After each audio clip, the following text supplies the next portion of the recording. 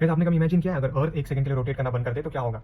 अब यहाँ मैं स्पेसिफाई कर दूं, I use the word rotate not revolve. Revolve जो होता है वो सन के अराउंड रिवॉल्व करना होता है, और रोटेट जो होता है वो अपने ही ओन एक्सिस पर रोटेट करना होता है। तो अब सोचो, आप अगर अर्थ एक सेकंड के लिए रोटेट करना बंद कर दे तो क्या होगा? क्या ही होगा सबसे ज्यादा? चलिए एक एग्जांपल लेकर समझते हैं। इमेजिन करो आप कार ड्राइव कर रहे हो अराउंड 130-140 किलोमीटर पर आवर, और आपने इंस्टेंटली ब्रेक मारा।